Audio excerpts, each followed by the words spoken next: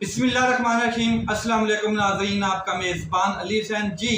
इमरान खान साहब ने अडयाला जेल से गुफ्तगू की है और कहा है कि गिनीज बुक ऑफ रिकॉर्ड में 2 नई एंट्रियां होने जा रही हैं। एक वो बयानिया जिसके ऊपर यू टर्न लिया गया है और बयानिया है वोट को इज्जत दो। वोट को इज्जत देते देते बूट के सामने लेट गए, बूट को इज्जत दी इन्होंने। ये गिनीज बुक ऑफ रिकॉर्ड जो वर्ल्ड दुनिया की है उसमें एंट्री होगी। और दूसरी सबसे बड़ी एंट्री जो Guinness book of world record में जाएगी वो कि नवाज शरीफ साहब पूरे के पूरे अंपायर्स, चारों अंपायर्स को अपने साथ मिलाकर भी हार गया, गेम हार गया, मैच हार गया। चारों के चारों अंपायर्स को साथ मिलाने के बावजूद मैच हार गया। ये 2 एंट्रियां जल्द ही गिनीज बुक ऑफ रिकॉर्ड में इमरान खान साहब ने कहा है कि आने वाली हैं। आगे इमरान खान साहब ने कहा है कि जो इस टाइम 8 सितंबर को जलसा होने जा रहा है उसके लिए तमाम कौम से मैं रिक्वेस्ट करता हूं कि वो निकलें, अपनी हकीकी आज़ादी के लिए निकलें। और 8 सितंबर का जो जलसा है उसके 3 बड़े मकासद इमरान खान साहब ने बताए हैं। नंबर 1 तो इमरान खान साहब ने बताया है कि सबसे पहले आपने जो आपका एक मैंडेट चोरी हुआ है वो वापस आएगा, वो हर हालत में हमने वापस लेना है। दूसरा इसका जो मकसद है वो ये है कि जो इस टाइम मुल्क पर कब्जा माफिया ग्रुप है उसको हटाया जाए, उसको मुल्क से आज़ाद करवाया जाए और हकीकी आज़ादी लेकर आई जाए। तीसरा जो मकसद है इस जलसे का वो ये है कि आज़ाद अदलिया, और आज़ाद अदलिया पाकिस्तान में इस टाइम नहीं रही। जजेस कंट्रोल किए जा रहे हैं, अगर जो कंट्रोल नहीं हो रहा उसके खिलाफ साजिशें की जा रही हैं, उनकी डिग्रियां जो हैं वो जाली करार दी जा रही हैं। जजेस के फैसलों को मानने से इनकार किया जा रहा है और जो जजेस के फैसले हैं उनको डर ही नहीं है कि कोई तौहीन अदालत का डर होता है। क्या होती है तौहीन अदालत, किस किस्म की तौहीन अदालत, किस चीज़ का नाम है तौहीन अदालत? किसी को कोई डर नहीं है और जजेस को कंट्रोल किया जा रहा है, हरासा किया जा रहा है, उनके ऊपर एक ख़ास किस्म का प्रेशर दबाने की कोशिश की जाती है। तो इसलिए इमरान खान साहब ने कहा कि ये 3 बड़े मकासद जो हैं वो 8 सितंबर के जलसे के लिए। फिर इमरान खान साहब ने आगे कहा कि जब भी मुज़ाकरात की बात होती है तो ये 9 मई का शोर मचाना शुरू कर देते हैं। 9 मई इनकी इंश्योरेंस पॉलिसी है। जैसे ही कोई मुज़ाकरात की बात होती है, कोई एक वेव चलती है मुज़ाकरात की, या कोई बात ऐसी शुरू भी होती है किसी भी जानब से, तो ये 9 मई का शोर मचाना शुरू कर देते हैं। एक्चुअली ये 9 मई का शोर इसलिए मचाते हैं, मैं आपको बता देता हूँ, कि ताकि एस्टेब्लिशमेंट के कहीं ऐसा ना हो कि इमरान खान साहब के साथ कोई बातचीत कर ले और कोई डील हो जाए, इमरान खान साहब की बातें वो मानना शुरू कर दें।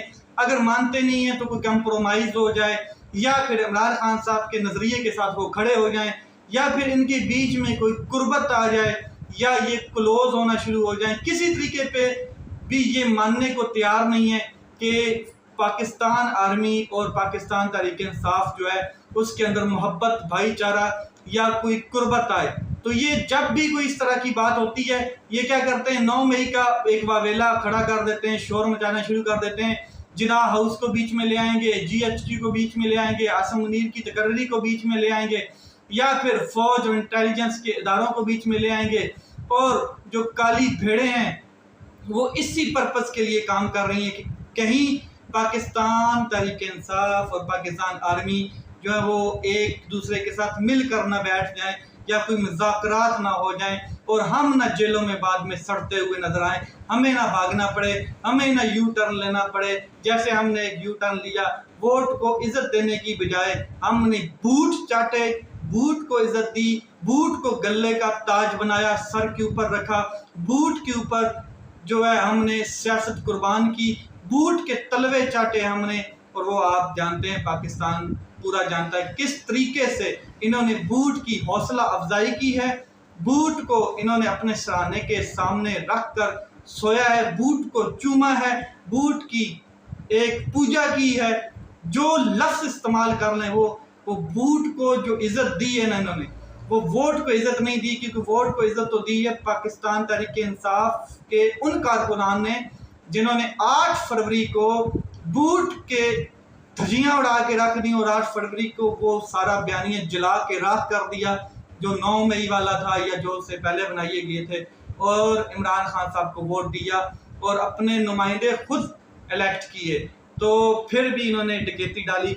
फिर आगे इमरान खान साहब कहते हैं कि महमूद खान अचकजई जो हैं उनको हुकूमत से मुज़ाकरात की बात के हवाले से रखा गया है। कोई भी बातचीत होगी हम उसके लिए हमेशा तैयार हैं, मगर सबसे पहले जब भी कोई मुज़ाकरात की बात होगी तो मेरे सामने चीज़ें आएंगी, मुझे कन्विंस किया जाएगा, फिर मैं उसके ऊपर अपनी राय दूंगा। इसके अलावा उन्होंने कहा है कि बात सिर्फ इस्टेब्लिशमेंट की साथ होगी या वो उन लोगों के साथ होगी जो बाइख्तियार हैं, जो इख्तियार रखते हैं, उनसे बात कभी नहीं होगी। जो पपट हैं, जो कठपुतलियाँ हैं, जो फार्म 47 की पैदावार है, उनसे बात नहीं होगी। फिर इसके बाद इमरान खान साहब ने काजी फायज ईसा साहब के हवाले से भी बड़ा खुल के कहा कि काजी फायज ईसा साहब के हवाले से उन्होंने कहा है कि अदलिया पर जो हमले हो रहे हैं सिर्फ और सिर्फ काजी फायज ईसा साहब की जो एक्सटेंशन है उसके हवाले से या उनको रिलीफ देने के हवाले से कि मजीद उनकी मुद्दत मुलाजमत जो है वो बढ़ा दी जाए। ऑक्सफोर्ड यूनिवर्सिटी का चांसलर बनना पाकिस्तान के लिए एजाज़ हो गया, इमरान खान साहब ने कहा है, और अगर ना बन सका तो कोई बड़ी बात नहीं है, ये कोई बड़ी बात नहीं है। फिर इमरान खान साहब ने कहा कि मैंने क्रिकेट की तारीख में उस मकाम तक पहुंचा हूं कि जो अभी तक वहां पर कोई नहीं पहुंच सका। हमने 2 अस्पताल बनाए, 2 यूनिवर्सिटियां कायम की और 1 यूनिवर्सिटी फिर बना रहे हैं। अच्छा, मैं आपको बता दूं कि ये काजी फायज ईसा साहब की एक्सटेंशन का वावेला है या जो इस तरह की बात है उसके ऊपर हुकूमत का क्या रद्द अमल है और राना सनाउल्लाह साहब तो इस हवाले से क्या कह चुके हैं। एक तो काजी फायज ईसा साहब के हवाले से आजम नज़ीर तारड़ साहब ने कहा कि हमारे पास तो 2/3 अक्सरियत नहीं है, तो फिर हम ना तो काजी फायज ईसा साहब को तौसीह दे सकते हैं, ना कोई तरमीम कर सकते हैं आईनी, किसी किस्म की कोई बात नहीं कर सकते। तो ये नामुनासिब है कि बार बार ये बात की जाए एक्सटेंशन की। फिर काजी फायज ईसा साहब जो हैं वो चाहते हैं यही नहीं है कि मुझे एक्सटेंशन दी जाए। कई दफ़ा वो कह चुके हैं कि मैं एक्सटेंशन का हामी नहीं है। अगर वो किसी किस्म की तौसीह चाहते हैं या ख्वाहिशमंद हैं तो वो सिर्फ ये बात करते हुए नजर आते हैं कि अगर जो मुद्दत है वो बढ़ाई जाती है, एज की मुद्दत, तो वो फिर सब के लिए होगी, मेरे लिए नहीं होगी, अकेले के लिए। अच्छा, यहाँ पर राना सनाउल्लाह साहब उन्होंने भी एक इंटरव्यू में बात की है। वो क्या है कि काजी फायज ईसा साहब बड़े बाअसूल आदमी हैं, उन्होंने वज़ीर कानून और अटार्नी जनरल से कहा है कि मैं एक्सटेंशन नहीं लूँगा। हाँ, अगर सब की उम्र की हद बढ़ा दी जाती है तो फिर ठीक है, राना साहब का ये जो बयान है कमाल का बयान है। अच्छा, फिर उन्होंने ये मतलब हद बढ़ाने की बात जो की, ये तो आपको तजवीज़ दी है कि आप इस कानून साजी की बजाय उस कानून साजी में जाएं कि मेरी उम्र की हद नहीं बल्कि सबकी उम्र की हद बढ़ा दी जाए। अगर कोई 60 साल के ऊपर रिटायर्ड हो रहा है तो 65 साल कर दी जाए, तो मेरी तो एक्सटेंशन ही है एक किस्म की, इसमें दूसरी राय कौन सी है। फिर राना सनाउल्लाह साहब ने वो भी कट्टा निकाल दिया है, वो भी जो एक फंसा हुआ था कि SHO जो है वो पूरे का पूरा जो मोहसिन नकवी साहब ने कहा था, बयान दिया था कि एक SHO ही दहशत गर्दों के लिए काफ़ी है या फिर जो कच्चे के डाकू हैं उनके लिए काफ़ी है। तो राना सनाउल्लाह साहब कहते हैं स्लिप ऑफ टंग हो सकता है, जो उनकी ड्यूटी है वो बड़ी जिम्मेदाराना ड्यूटी है, बड़े मसरूफ तरीन शख्स हैं, 2 ओहदे संभाले हुए हैं। ठीक हो गया। अब बात करते हैं, सेनेट का इजलास होता है, सेनेट के इजलास में एक बिल पेश कर दिया जाता है कि जजेस की तादाद बढ़ाकर 21 कर दी जाए। तो सुप्रीम कोर्ट ऑफ पाकिस्तान की जजेस की तादाद बढ़ाने का बिल सेनेट में आज पेश हो गया है। पाकिस्तान तहरीक इंसाफ का शदीद रद्द अमल आया है, एहतजाज किया है, मुखालफत की है। वज़ीर कानून आजम नज़ीर तारड़ जो हैं उन्होंने कहा है कि इस पर अभी हमारी हुकूमत जो है वो उसमें जो एक देखेगी, कोई राय रखेगी, कोई ओपिनियन आएगी, हमारी हुकूमत की जानिब से नहीं है। ज़ाहिर है ये सेनेटर जो कादर पटेल साहब हैं उन्होंने पीपल पार्टी के कंधे के ऊपर ये बिल आया है, उन्होंने ये बिल पेश किया है। फिर सेनेटर अली जफर जो हैं उन्होंने कहा है कि जुडिशल को हमारे आइन ने रद्द किया है, 2 जजेस बढ़ाने को तैयार हैं, 7 नहीं बढ़ाए जा सकते। ये जुडिशल को की तैयारी की जा रही है। सुप्रीम कोर्ट ऑफ पाकिस्तान की जजेस की तादाद बढ़ाने को पाकिस्तान तहरीक इंसाफ ने जुडिशल को कहा है। तो फिर ये बता दिया सेनेटर अली जफर साहब ने कि वाकई जुडिशल को एक्सपोज कर रहा हूँ हर एक को पता है कि क्या हो रहा है पाकिस्तान में, और कादर पटेल साहब जो हैं इस कानून साजी को लाकर इस्तेमाल हो रहे हैं। हुकूमत पहले पाकिस्तान तो सुप्रीम कोर्ट ऑफ पाकिस्तान जो है उसके जो कानून साजी करने की बड़ी जल्दियां हैं हुकूमत को, जो उसके केसेस के फैसले आ रहे हैं या सुप्रीम कोर्ट ऑफ पाकिस्तान से जो डिसीजन आ रहे हैं किसी किस्म के भी मखसूस नशिस्तों के हवाले से हो गया या कोई और, तो उसके ऊपर तो अमल करे पहले, इतनी तो कदर करे पहले।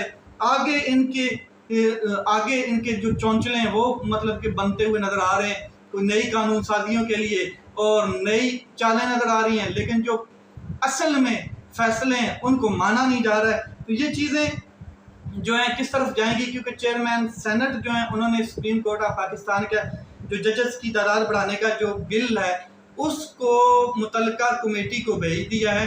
अब मैं आपको बता दूं कि पहले ही जो जजेस हैं वो काफ़ी हैं, उनके ही फैसले नहीं माने जा रहे, और उनके फैसले नहीं माने जा रहे। कई जजेस को कंट्रोल किया हुआ है, कई जजेस के ऊपर प्रेशर है, कई जजों को हरासा किया जा रहा है, कई जजेस के तबादले कर दिए गए हैं, एक जज की कल के दिन में डिग्री मंसूख कर दी गई है और कई जजेस इस्तीफे दे के चले गए। तो उनकी तो पहले इज्जत कर लें, उनकी तो पहले कदर कर लें, फिर कोई नई कानून साजी और फिर नए जजेस को लाइएगा। लेट्स सी मामलात किस तरफ जाते हैं। अपना ख्याल रखें, अपने भाई के इस चैनल का ख्याल रखें। पाकिस्तान जिंदाबाद।